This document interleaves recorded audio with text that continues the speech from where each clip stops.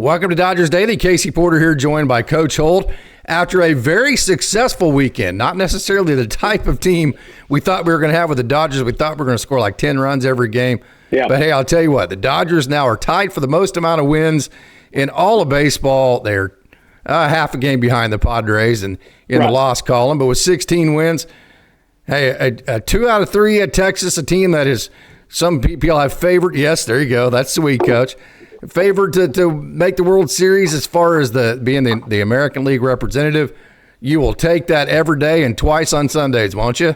Oh, yeah, there's no doubt about it. The Rangers, I always say, the truth is that's my second favorite team. I grew up on the Oklahoma-Texas border and followed them as well as the Dodgers. So I love the Rangers. I love their manager, but they're good. I mean, that's the bottom line, They got a great manager. They had an off year last year, dealt with some injuries, that type stuff a year after winning the World Series, and they got a good ball club. They got good pitching. They got clutch hitting. The Dodgers had to pitch, which they did extremely well. Everybody's pissed off about a walk off of the Dallas Garcia. Have you guys seen that dude lately? Yeah. You seen him swinging back? I mean, yeah, he's pretty good. He's pretty good. He ain't bad. So so is Kirby Yates, by the way. I mean, it happens. By the way, Kirby Yates is good. He threw 2 balls and just kind of stayed in the middle of the plate. They got hit by good major league hitters. Young kid's going to be a good player. The day that I was bragging, hey, there's that 92, 93, nobody can hit it. Walk off.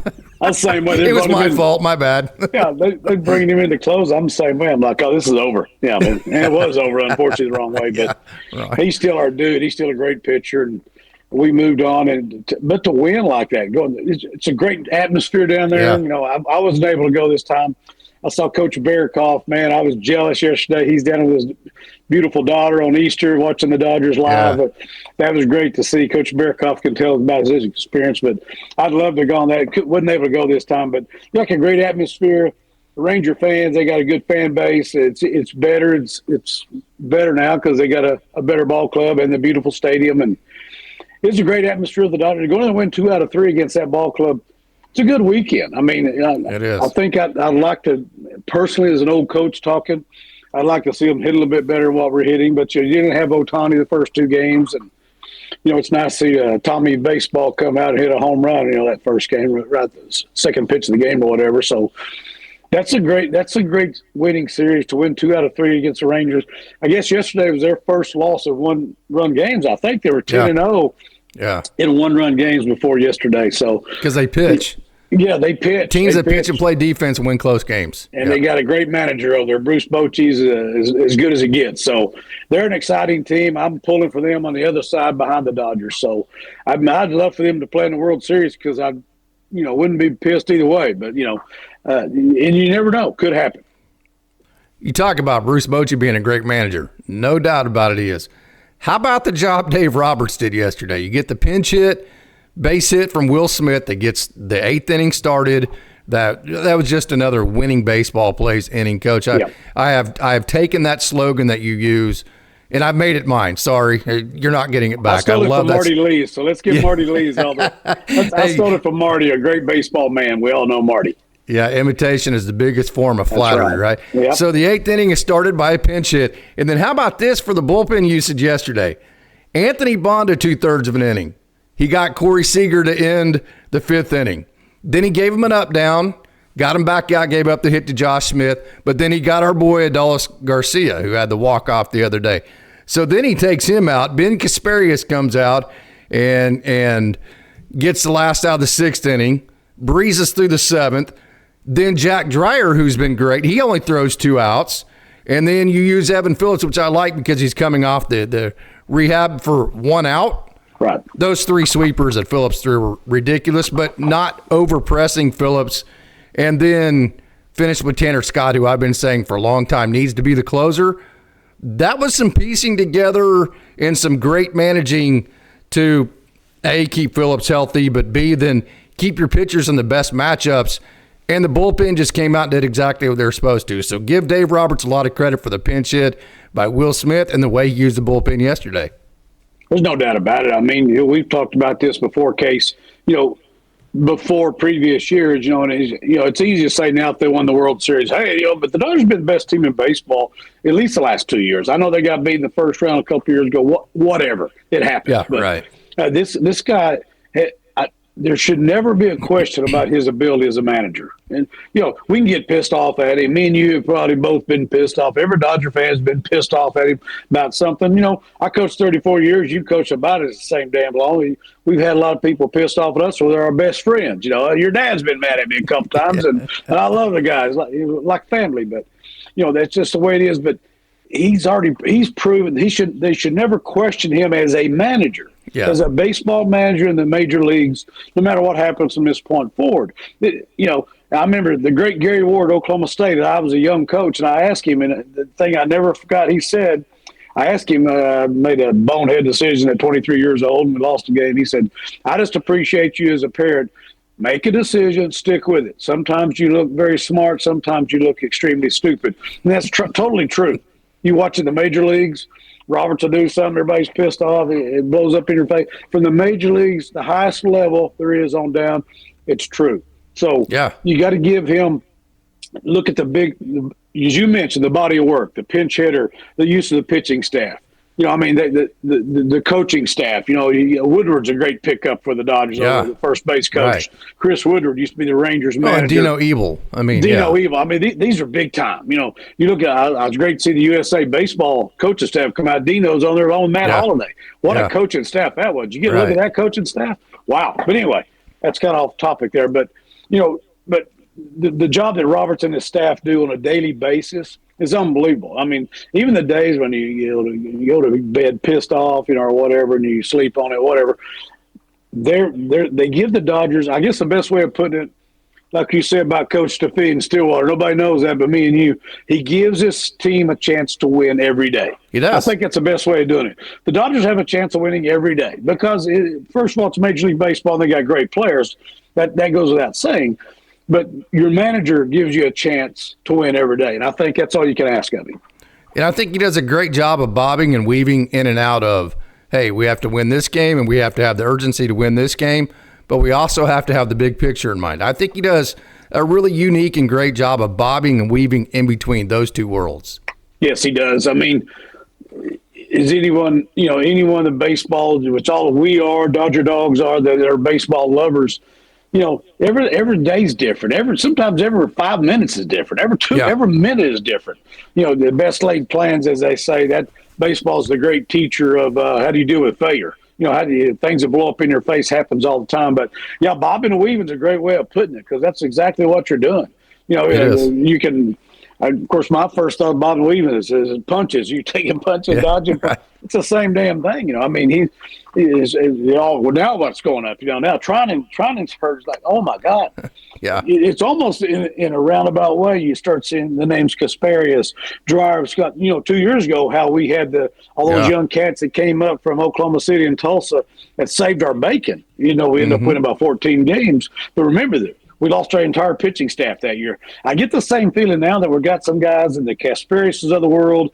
Landon that gave him a good start when he was up there. And, you're getting these young cats that are coming in crucial situations. I know it's early, but every game counts, man. I mean, at some point, we've seen at the end of the year. This is a big weekend. Yes, they game 162, and they got to play game 163 just to decide who's in. So these games all count. We even talked about spring training counting, even though people didn't think they did. But, but you're getting these kids. You see Dreyer's been great. I mean, what a great, Kasparius has really stepped up. The kids who, were supposed to be what your lower leverage, however you want to call them guys in your bullpen, or turned out to be like they were yesterday, coming in and getting stuff done. You got Phillips back, and and Scott. I agree with that. Scott's got to be your closer, and just whatever it takes to make that happen. And Yates is outstanding. He's tremendous. He was last year for the Rangers. He'll be for us. Lottie freaking Daw. He gave up a muscle man. He left one over the middle. Yeah. It's going to happen. Thing about Kasparius and Dreyer is that they were put in yesterday because they were the best options Dave had. Yep. He was the options that he was not in big picture mode with those two yesterday. He was in urgency. We need to win today's game because we want to win 2 out of 3 yep. and kind of make that statement in Texas. So he chose Dreyer and Kasparius because they were his best options at that moment. That tells you a lot about those two. Well, I'll even go back to, we talked about the bullpen games. Hell, nobody's ever seen a bullpen game in the playoffs. Right. Going to see one here coming up a couple days. Yeah, when you're facing elimination. Now you can see one in the regular season. But we said at the time, Case, and it's the same just what you just said about those cats. It wasn't the best choice to make at the time. It was the only choice to make at the time. The time that Dave did the bullpen game and ended up, turn the fortunes for the Dodgers, you get right down to it. They did it against San Diego and light them up, a 2-hit shutout, whatever the heck it was. But we're still partying. We're still partying. Yes, we absolutely. are for a long damn time. I promise you, we'll still be partying. But that, we said then that wasn't the best option, but it was the only option. Same thing you're talking about right here. Yeah, you love to have Trinan down there. You love to have the guys that are injured that you don't have down there, but you don't have that. So, what our great superintendent, Craig Church, used to be my superintendent, Fairview, Oklahoma, used to say, now what? That's the best. Okay, blah, blah, blah. This is happening. Now what? Well, Dave didn't hesitate. Now what means, hey, these are my guys. I got confidence in them. They got a major league uniform on for a reason. They're with a major league ball club for a reason. We wouldn't have you in that uniform if you're not supposed to come in and contribute in tough situations. I think it's the best thing the staff from the front office on down has done with even the guys in Oklahoma City. No, they're just a phone call away of being there, Robo and Landon, all those cats. That they know the Dodgers have confidence in them, even though they're in Oklahoma City pitching a brick town. They know that the upper echelon has confidence in them that they can get the job done and they'll come get them if they need to. That's a great feeling as an organization. Totally agree. You mentioned my dad, Terry Porter. The great Terry Porter is what I like to call him. We call him the GTP or the great Terry Porter. Yes. And if the name sounds familiar, he is the official that threw the flag in the Miami and Ohio State game. I think it was 2004. The national championship game, the controversial one, they were thrown a little bit late. And it sent it to overtime and all that. Yeah, that Terry Porter, that's my dad there. But he used to always tell me, hey, Casey, growing up, you don't have to make a whole lot of money. That you just have to not spend more money than you make. So the way he would put it is, you can make $1 million if you want, but if you spend $1 million, $1,001, you're still $1 in debt. Yep. So kind of my question to you is, and that stuck with me forever because I knew I was never going to make a whole lot of money coaching, right? So Absolutely. My question to you is this a Dodgers team that is struggling, or is this a Dodgers team that has won more games, as many games as anybody in the major leagues? Which team is it? I think for the Dodgers, if you look at their makeup, who they have on their team, if and when everybody's healthy, which they're not. So I would say, this is they're struggling in that respect. If you think about it. But the reality of it is, Ohtani is out having a beautiful child, his first child, and we've had people hurt.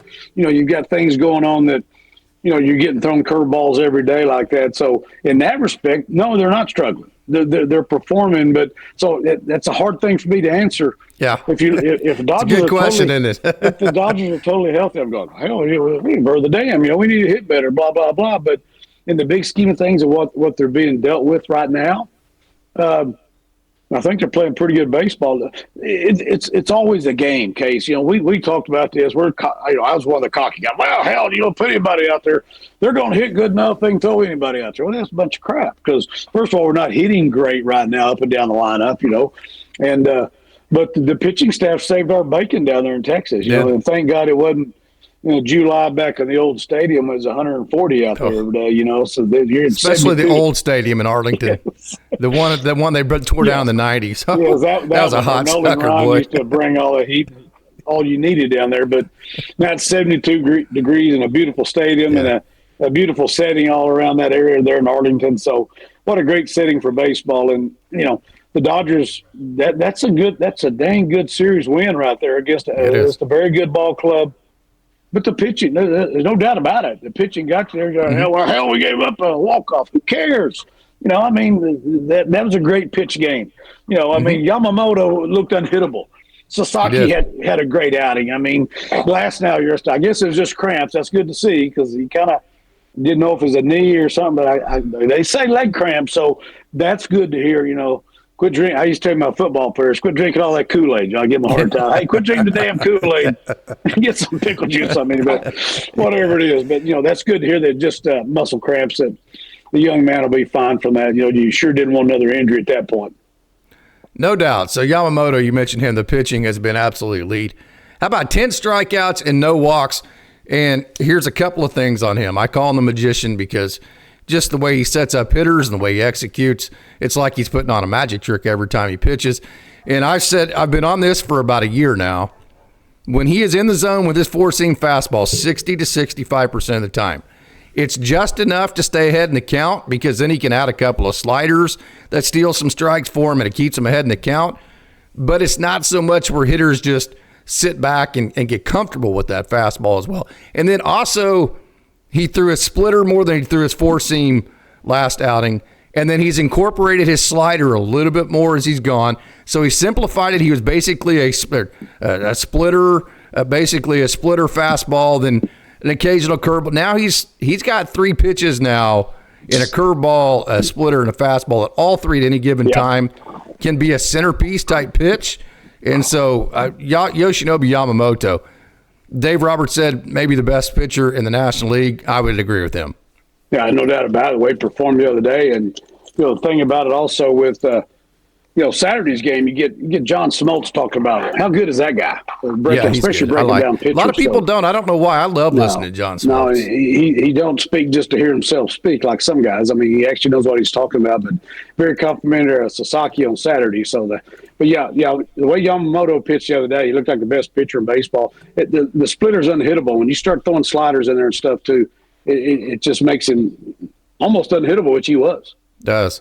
Okay, so Kirby Yates, to get to your point, last year for the Rangers, so people say, well, he shouldn't be getting the last. Okay, he went 33 for 34 in saves last year for the Rangers. Coming into that game, he had an ERA of 178. He had a strikeout percentage right at 50%. His whip, walks and hits per inning, was 0.89, and his expected ERA was 186. I get it. We know the results now, but I still heard people criticizing Dave about bringing Kirby Yates in. It's like, you got to be kidding me. I mean, Kirby Yates has been maybe the best relief pitcher in the game coming into that outing. Yeah, going into last year into this year. There's no doubt about it. No, I totally agree. That's what I was talking about earlier. We as fans, I've been guilty of that myself at times, but when he's coming out of the bullpen, he's hey, that's a great move right here. This guy's been a closer. He knows if it's the first time to ever do it, it's one thing. But again, you throw a couple of pitches, don't do anything, 93 miles an hour to a major league hitter. We're lucky we didn't have, back-to-back home runs there. It wouldn't make any difference because, Smith squared one up too. So, no, it was, like you said, it's not only a great move, it's the only move he had at the time. Scott wasn't available, and wouldn't it be nice to know your second option is Kirby Yates? So that's a great deal. It's kind of like a pitcher whenever they don't have the big stuff, like they don't have the 100-mile-an-hour fastball or whatever. They have to have an execution focus. They have to move the ball. They have to locate well. They have to execute. That's what the Dodgers offense is right now. They're not scoring the 11, 12 runs. So to win games, they're having to have an execution focus.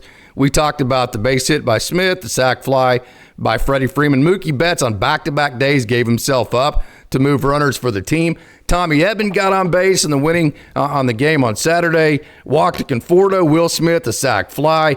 So the Dodgers really, although they're not thumping right now, but they have had enough winning baseball plays to win games because of their pitching. Yeah, they're hitting behind the runner. I mean, short. I heard the word two-strike approach. You never hear that in the big leagues. Yeah. They laugh at you when you say two-strike approach, like we've taught our high school kids. Even college guys laugh at you now. They don't do a whole lot. Everybody's going to drop and drive and see how many home runs and strikeouts they can get. But the Dodgers have bought into that somewhat. The other day I saw you hit behind the runner with two strikes. That's winning baseball plays. Yeah. And that's why you see when your pitching is performing like that, you can do a lot of that stuff.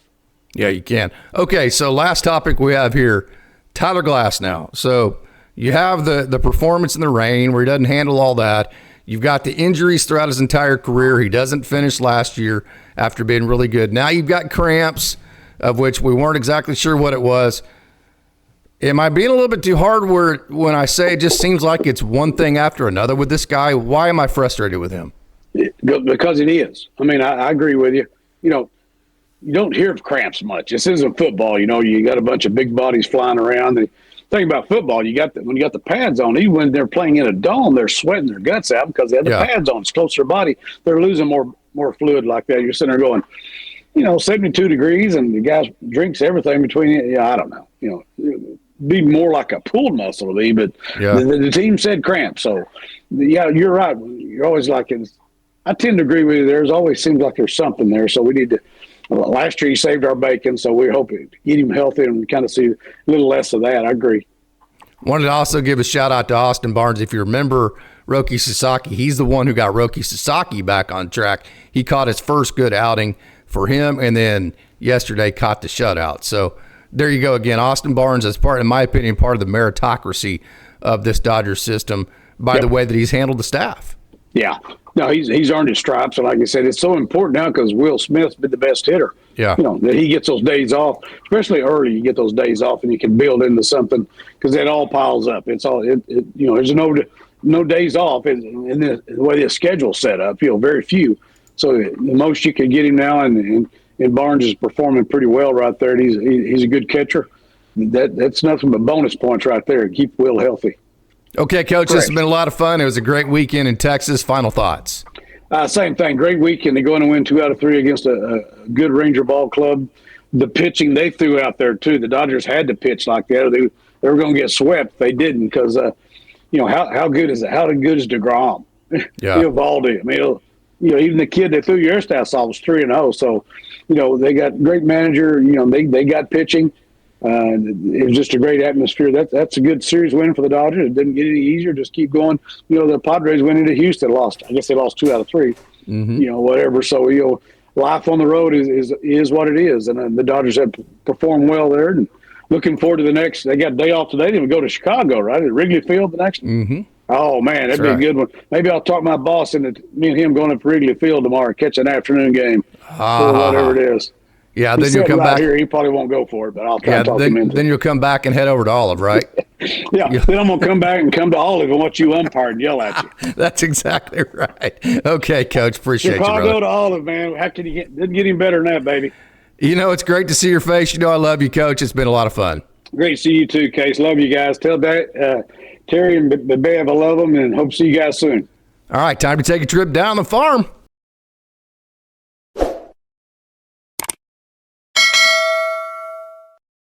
Welcome to Dodgers Daily Down on the Farm. Casey Porter here. So glad you decided to tune in. Wanted to show you the speed as we start out in Single A, Rancho Cucamonga. That is Kellonlindsey, the 80 grade speed. And check out the first to third on a ball hit to the right fielder that the right fielder is charging on. And he was pretty easily safe there. So wanted to show you the speed right here again. First to third from Kellonlindsey on a ball hit to the right fielder. Then also wanted to show you this right here. Watch that. Just kind of a ground ball, shortstop. Not totally routine, but not that hard of a play. So the speed of Kellonlindsey is absolutely legit. Wanted to show you that as we got our Down the Farm segment started here for Monday afternoon. It is Monday in the big town. Then also wanted to move. This is going to be a star-studded show. Wanted to move to another really high prospect that has a lot of speed, Eduardo Quintero. This is down the left field line, which means the left fielder is going to field the ball, which means the outfielder that is closest to third base is the one throwing it in. And Eduardo Quintero, not only did he leg out a triple to a ball in left field, he was there very, very, very easily. And then here's that play again by Kellonlindsey going first to third. He had another base hit yesterday, so good to see Eduardo Quintero really using his speed and getting a couple of hits yesterday and getting off to a good start in 2025. So, again, a star-studded show. Want to move on now to another guy, one of my favorite swings. I compared his swing to the other day to Paul Molitor, and this is Mike Sirota. This is what he does right here. Watch this. Right up the middle. I mean, just hard ground balls, line drives, one after the other, right up the middle. I just love that approach, how he's just trying to let the ball deep, keeping things as simple as he possibly can and thinking middle of the field. And another guy, a sleeper pick with all of the talent on this Rancho team, Elijah Hainline has really stolen the show. I'm telling you, I saw this guy, Washington State. I saw him certainly last year at Oregon State. And then whenever he came with Rancho for his short season last year, Elijah Hainline wants to be at the plate. He wants the ball hit to him when the game matters the most. And here you go. He got on base to start the ninth inning, and then eventually got knocked in on Samuel Munoz's walk-off hit that we're getting ready to see here in just a second. So again, we're talking about a young man. I like that he impacts the ball very well. Elijah Hainline hits the ball very hard, and he's a good athlete, good arm, all of that, good hit tool, but also has that clutch gene. And then here is Samuel Munoz, who had the walk-off yesterday. So that was super exciting, and 3 hits for Munoz. Munoz has been very hot as of late. He's got that sweet left-handed swing. Those lefties just tend to make things seem a lot easier than they are. And then on the bump, how about this young man, Ryan Brown, on the Vulcan change? I was communicating with him last night. He had just a great outing. ERA 135 so far. Remember, he had the Tommy John. Dodgers signed him a couple summers ago out of Ball State. Immediately had Tommy John surgery. He's finally back. This year so far, ERA 135, 6 2/3 innings, 14 strikeouts, Rolodex type stuff. It's the Vulcan change. So check this out. In college at Ball State, he had a 70% swing and miss rate, 70%. And he had a streak at Ball State where he struck out 17 of 20 hitters.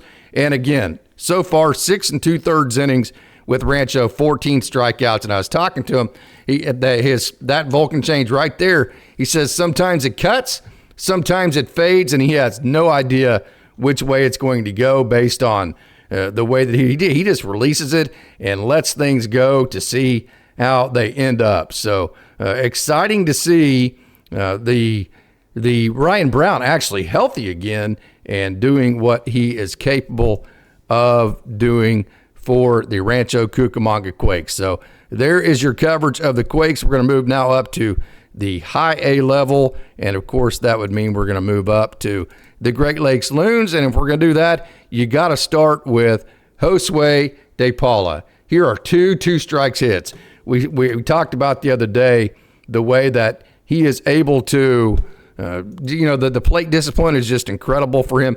I also wanted to show you the 2-strike approach. See how he shortens up? Watch this. We know he can hit the ball 1,000,000 miles an hour, but look, he's just shortened that up. He's cut down on his swing, and he is squarely just thinking, just put the ball in play. And because he can hit the ball so hard, because he impacts the ball so well, when he does shorten up, he still is able to hit the ball hard enough to gather hits, as we saw here. So showed you the plate discipline the other day, showing you the 2-strike approach of the Dodgers, one of the Dodgers' highest prospects, rated prospects, I should say, josuedepaula. And then another young man that's super exciting is kendallgeorge. He put on a show yesterday for high A Great Lakes. He led the game off with a base hit. Then this was the first pitch after that. So 2 pitches in, kendallgeorge had a base hit and a stolen base to get to second base. Then later on in the game, he slapped one into left field. So when you have a player like this, kind of like a Ricky Henderson type, where you can just start the game off with the amount of electricity that kendallgeorge started that game off with a base hit and then also stealing a base the next time out, that really sets just a exciting tone for the day for your team. So I wanted to point out that just the kind of the energy and the great day that kendallgeorge had. And then anytime it seems like we're going to talk about Great Lakes, we're going to have to talk about Zaire Hope. This ball definitely was foul, but not according to the umpire. You can see that you can see the entire bullpen for the Dayton Dragons talking about it being foul, and it was. They showed it on replay. But hey, Zaire Hope, when you're going good, you stay on the right side of the baseball gods, and it seems like you get all the breaks. So 2 more hits for Zaire Hope. How about 339, 6 multi-hit games, and has at least 1 extra base hit in 7 games. So Zaire Hope, absolutely a just 100% wrecking ball for the Great Lakes Loons, and he had 2 hits again yesterday. And then another young man you probably never heard of, but Nicholas Cruz did a really good job for Great Lakes. He got the game stabilized. So you had a start from Christian Romero, gave up 3 runs. It was kind of one of those, you see the 3 runs on the scoreboard there. It was kind of one of those back and forth deals. And what Cruz did was he came in and he threw 2 1/3 innings. He gave up no hits, 2 strikeouts, 1 walk, and no runs. So he stabilized the game, and he stabilized it long enough for Great Lakes to come back and the offense to catch up and to go ahead and win the game. So I wanted to give a shout out to Nicholas Cruz here, who had a good day yesterday. First time we have covered him here on Dodgers Daily down on the farm. And then LeVon Reynoso, who this is a guy that has really electric stuff, just like all of the young power arms, explosive elements.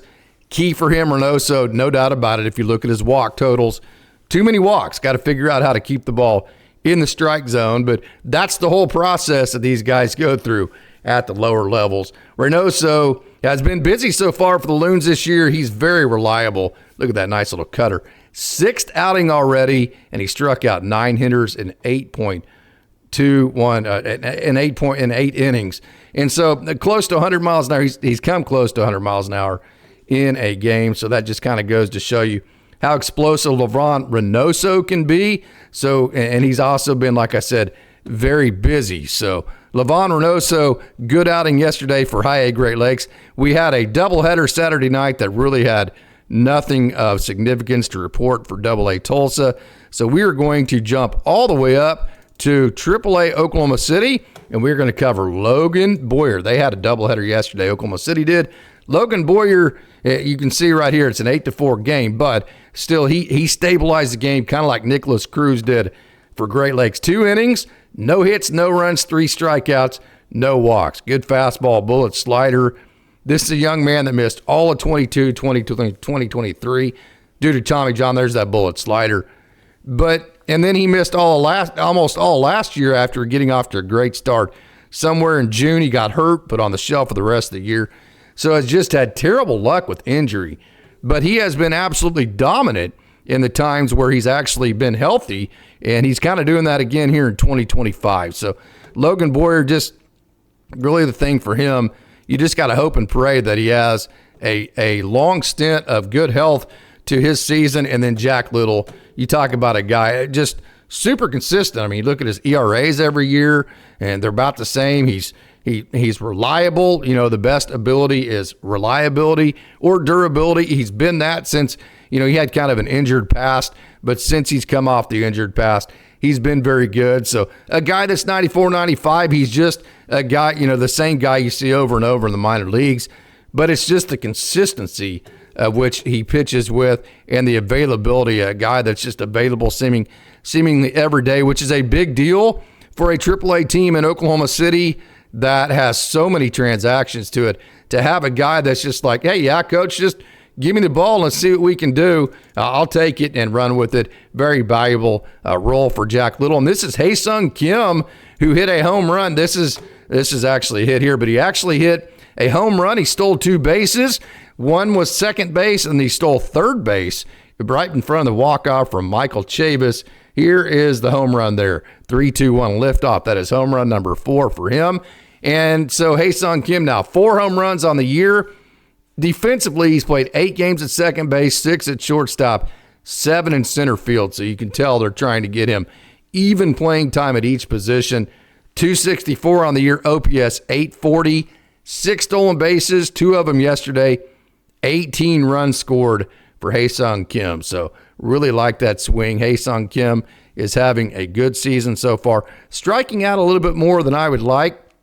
No doubt about that, but hey, no player is perfect. There's always some part of their game where you could critique and say, well, wish they would do that a little bit better. Alexfreeland, there's not a whole lot you can critique about him in about the last 2 or 3 weeks because he has been the best hitter in the Pacific Coast League during that time. He had a hit in each game yesterday. Matter of fact, he's tied for second. He was leading the PCL in hits there for a day or two. Back down to tied for second in the PCL in hits at 28. He's hitting 329, OPS 906. So I mentioned he's been one of the better hitters in the PCL for a minute now. He's 24 for his last 62. So over his last 62 at bats, Alexfreeland is hitting 387. He has 9 multi-hit games in his last 15 games. 9 multi-hit games in his last 15, which is very, very impressive. So Alex Freeland continues to kill it. Again, not on the 40-man, so we'll see what the Dodgers decide to do with him. We saw them DFA Eddie Rosario over the weekend, which brings me into Michael Chavis, another one of those quad A guys that has 1,106 major league at-bats. Similar to the Eddie Rosario situation, if the Dodgers need some kind of major league experience to bring up to the major league level to where they can have him there for a short stint and then not worry about DFAing him, I think Michael Chavis is the next guy to consider there. He had a really good weekend, or yesterday he had 4 hits. He had 3 hits in the first game, 1 in the second, and kind of made AAA pitching look like slow pitch softball at times. I mean, he's a guy that really impacts the baseball, hits the baseball very hard. And then I wanted to finish with, actually not finish, we're going to get to something pretty cool here in just a minute. But James Outman, this is a AAA. James Outman, he's hitting under 200 for the year. He's hitting under 200 in April. He has struck out 35 times in 84 at-bats. I understand all the negative. All I'm trying to say is this is a nice little swing here. He is starting to show signs that his swing is leveling out, it's grooving, and that he might actually be starting to get into a groove that might show some progress for him. And so, again, not where he wants to be, but to me it looks like he is actually starting to figure some things out. So we will see what happens with James Outman, but definitely wanted to show you that. This is Juan Murillo. This is the guy that signed that Dodgers lost last year. He decided to become a free agent, and Juan Murillo made his major league debut yesterday with the Arizona Diamondbacks. So I want to congratulate Juan Murillo, who has always had that 100-mile-an-hour fastball. He had Tommy John a couple of years ago, has had some up and down times with the Dodgers, just too much depth in the Dodgers system. So he decided to test out free agency, signed with the Diamondbacks, made his major league debut successfully yesterday for the Diamondbacks. And then Sauron Lau, if you remember Sauron Lau, this is a guy that was a third baseman all the way up till 2022. It was not working out on the position player side, so then he transitioned over to being a pitcher. Covered him a lot last year, had an interview with him. Again, he elected free agency at the end of this last year of 2024, and now he has gotten called up with the Tacoma Rainiers, who, by the way, interesting, the AAA Oklahoma City, the Comets, they were playing Tacoma, the AAA team, I said Tacoma, and he got, Sauron Lau did, called up to the Seattle Mariners. So it was kind of interesting that Sauron Lau in Oklahoma City with Tacoma, played for Oklahoma City last year, gets called up to the major leagues for Seattle. So congratulations to Juan Murillo, who made his major league debut yesterday, and to Sauron Lau, who just got called up. So, hey, I'm Casey Porter. I want to thank you for tuning in to another edition of Dodgers Daily Down the Farm.